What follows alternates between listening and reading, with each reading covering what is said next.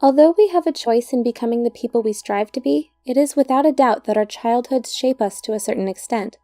How we choose to react to different situations and the way we express ourselves are behavioral patterns that are formed starting at a young age when we first begin to learn how to make sense of our immediate environment.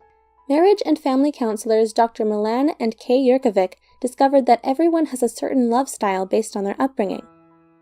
A love style is comprised of our tendencies and inclinations of how we respond to our romantic partners. By understanding how we love, we can learn how our love styles affect our relationships. Here are Dr. Milan and Kay Yerkovic's 5 love styles. 1. The pleaser. The pleaser often grows up in a home with an overly protective or angry and critical parent. As children, pleasers do everything they can to be good and be on their best behavior, so as to not provoke a negative response from their parent. Pleaser children don't receive comfort. Instead, they spend their time and energy giving comfort to their reactive parent. Pleasers are uncomfortable with conflict and deal with disagreements by often giving in or making up for them quickly. They usually have a hard time saying no, and because they want to minimize conflict, they may not be truthful and lie to avoid difficult confrontations. As pleaser children grow into adults, they learn to read the moods of others around them to make sure they can keep everyone happy. However, when pleasers feel stressed or believe that they are continuously letting someone down, they can have a breakdown and flee from relationships. Pleasers often spread themselves thin trying to be everything to everyone when it's not realistic, and instead of forming healthy boundaries for themselves, they focus more on the needs and desires of others. In order for pleasers to cultivate stable relationships, they have to be honest about their own feelings, rather than trying to do what is expected of them. 2. The victim. The victim often grows up in a chaotic home. Victims learn to be compliant in order to survive by putting less attention on themselves so they can stay under the radar. To deal with their angry, violent parents, victim children learn at a very young age to hide and stay quiet.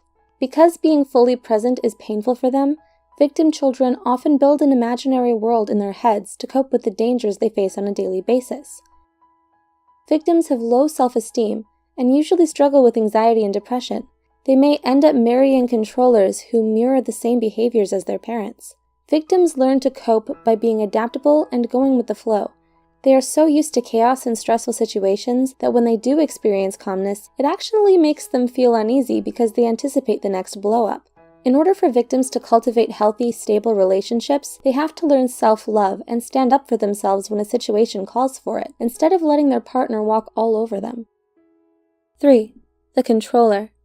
The controller usually grows up in a home where there wasn't a lot of protection, so they learn to toughen up and take care of themselves. They need to feel in control at all times to prevent the vulnerability they experienced in their childhood from being exposed in their adulthood.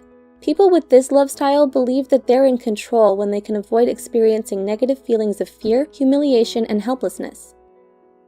Controllers, however, don't associate anger as vulnerability, so they use it as a weapon to remain in power.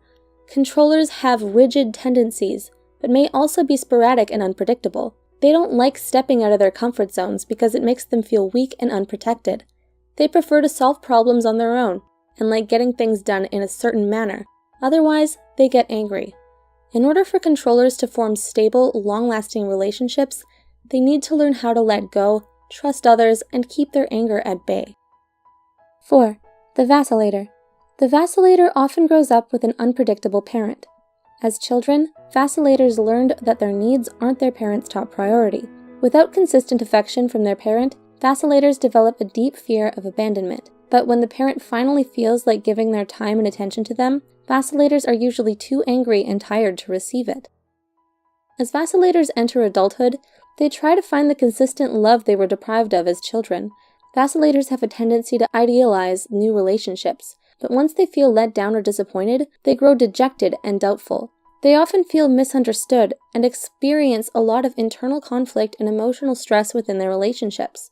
They can be extremely sensitive and perceptive, which allows them to detect even the slightest change in others and know when people are pulling away.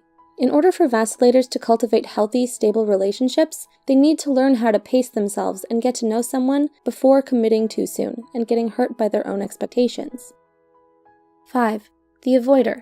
The avoider often grows up in a less affectionate home that values independence and self-reliance. As children, avoiders learn to take care of themselves starting at a very young age, and put their feelings and needs on hold to deal with their anxieties of having little to no comfort from their parents.